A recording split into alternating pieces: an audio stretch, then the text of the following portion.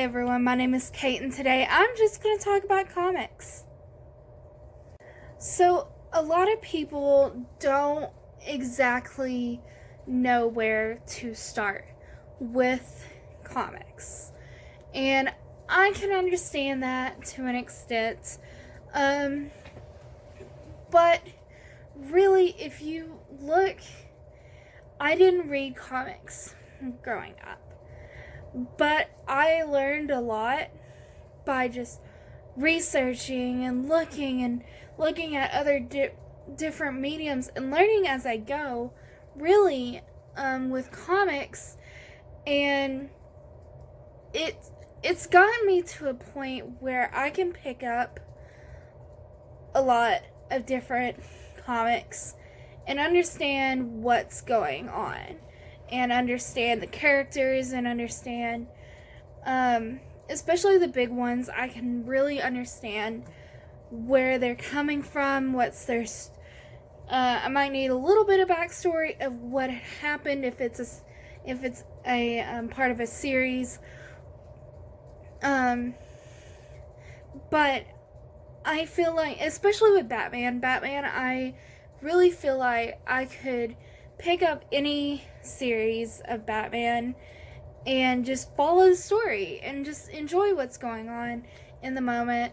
And of course, there's a lot of things with what DC's doing right now that, especially with the Bat family, they're all connected, so you kind of want to read all of them, but you don't necessarily have to. There's some things like that was happening and like Batman, and then you read Nightwing and it's sort of brought up, but it's not like explicitly told what exactly happened.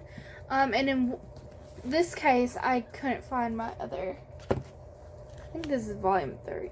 Well, anyways, this is the Nightwing comic volume, I don't really know what to call it, A Death in the Family, which spanned over like 4 or 5 different series. So there was Batman, there was Nightwing, obviously. I think Batgirl might have been one of them, I'm not sure, but that was Nightwing.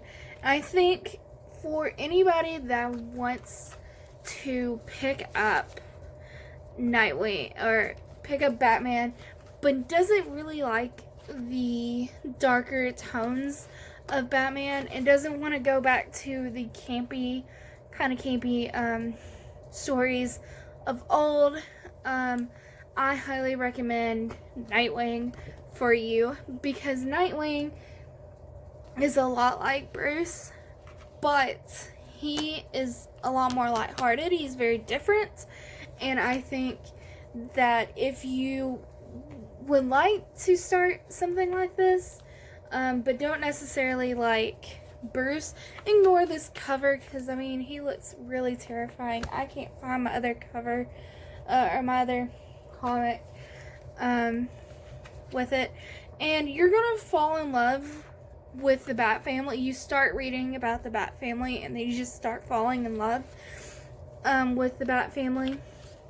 Now, if you played any of the games, the Arkham games, or the Injustice games, which I highly recommend if you've played the Injustice games, that you read the Injustice comics, because there's a lot of backstory that's not mentioned in the games, or is referenced, but not, like, shown.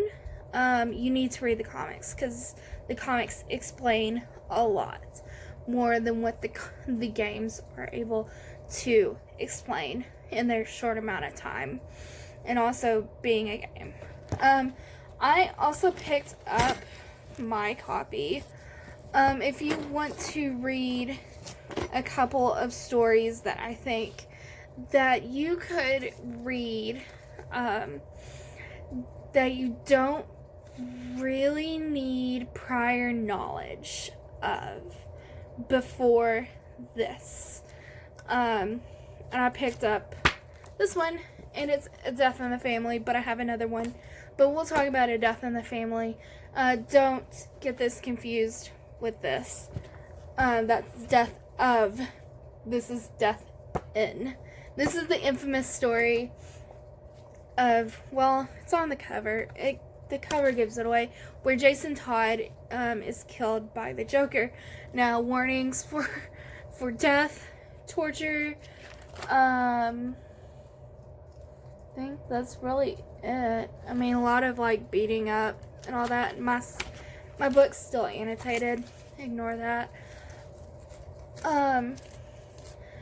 It's a story where you could read it, and I mean, it's horrible. And I'm about to mention 2 stories that are really just terrible. They're infamous for being terrible, or I mean, they're good stories, but like, So, and they both came out in the same year, by the way. Fun facts. But they both are stories that you can read that is going to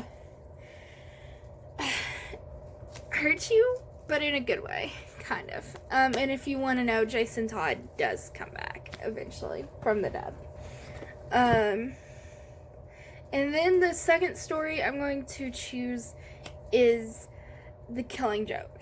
Now, The Killing Joke happened before this, but you don't have to read The Killing Joke before you read this. That's a whole other story in of itself. It's mentioned, but you don't have to. But you don't have to know. You just know that Joker did something really terrible to Batgirl, to Barbara. And that's all you have to know. And it even mentions it in this story. That's the only backstory it's mentioned. You don't have to read this whole story. But trigger warnings for rape, maybe. It's up in a hot minute. Depending on which adaptation and what, but it's been a hot minute. But it's non-consensual. Yeah, I guess it's sexual harassment. I guess you could really place it. It's the 80s. No, 70s. Is this 70s? This was 70s, alright?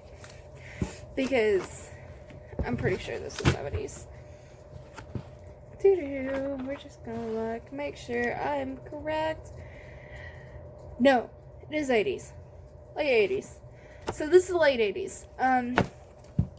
If you really want to do the trifecta, there's Dark Knight Returns, which started the whole thing, which came out in 1987, which these 2 novels came out in 1988. So, there's that. Great novels. If you just do a tad bit of research, really you can start anywhere with Batman. And if you're so confused about origin stories and everything, the newer comics is what's generally considered canon. So really, if you start with the newer comics with I think New 52 is the newest ones. I think New 52 was the before. Anyways, start with the newer comics, and especially with somebody like Batman. He has the same origin story. It's literally never changed from the beginning. Except, like, maybe who killed his parents. Some people say it's the Joker. Some people it's random hobo guy, whatever. It's unimportant. It's the same thing happening every single time when it happens. Now, I'm going to mention one more comic. Actually, I'm going to mention this first. This is kind of an interesting thing, and if you don't want to give Batman the comics try, you want a more normal, like the classic novel. I picked this up, I don't know, senior year maybe, and it's called Batman and Philosophy.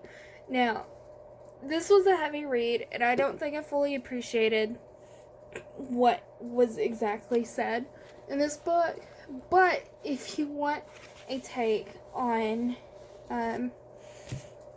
the Dark Knight and learn a little bit about him, this might be good for you.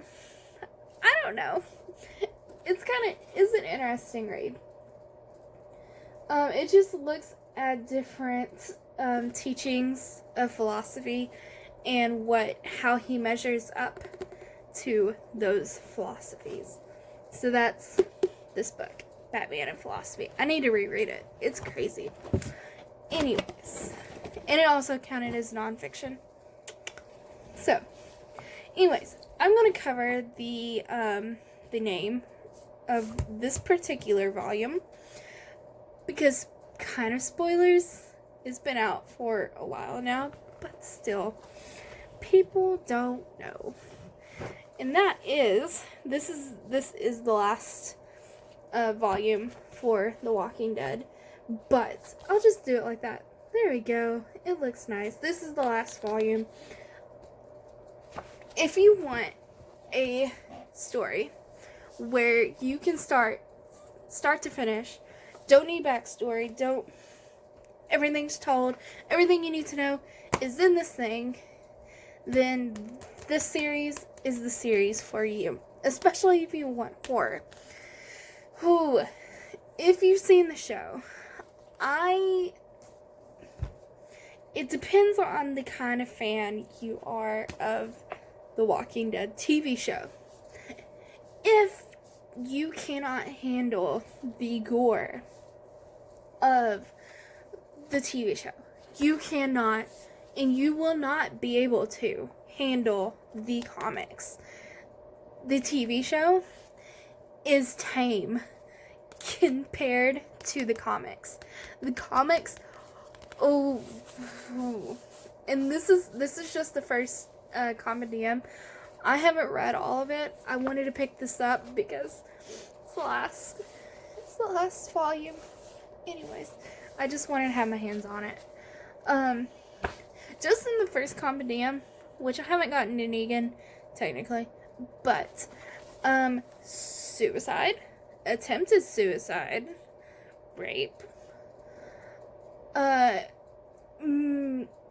torture, yeah, that's murder of kids, like, brutal murder, gore, of course, because killing zombies, and that's just the tip of the iceberg for this series. And sometimes I had to put it down, and that's okay, because it's good though. It's really good, and when you get to Negan, every other word is a cuss word with Negan. If you can't handle curse words, you're not gonna be able to handle Negan. Because they still have to play with they have to stay with the network, so they can't let Negan loose in the TV show. But books, they don't care. They don't care, because they can do whatever they want, and they do whatever they want. So, anyways, from what I've seen of this one in particular, it doesn't seem so gruesome. I don't think there's any, and if you want to give it a start, the first volume I don't think has, this is one of the volumes where it has like several issues of The Walking Dead in it. I think this one's just the final 2 issues of the comics. Yeah, I'm covering this, but I like it. and it gives you a bit different look on the characters if you love the characters. I have different feelings towards some of them, from the TV show to the comics. Like, I wasn't, but when I first started reading this, I wasn't a huge fan of Rick. Fell in love with Rick. Rick in the comics, so good. So good. I love Rick in the comics. Tyrese, I hated Tyrese in the comics. Michonne, I didn't like in the comics. Or at least in the beginning. It seems like she's different from what I've seen of in this. Or she's changed a lot. I really didn't like her in what I read early on of her. Carol, I didn't like Carol. Carl is creepy.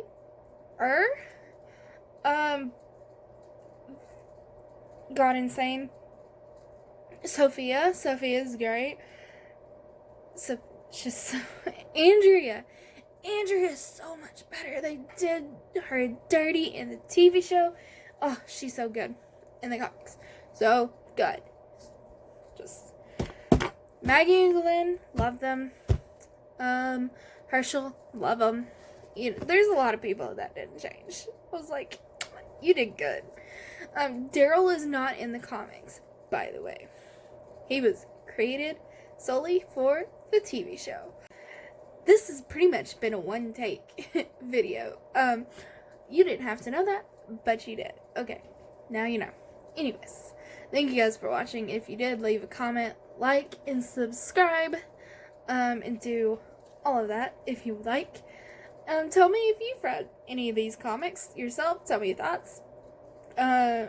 Anything else that's triggering for The Walking Dead? Because, I mean, there's a lot. Ugh. Anyways, hope you guys have an amazing day. Bye, guys.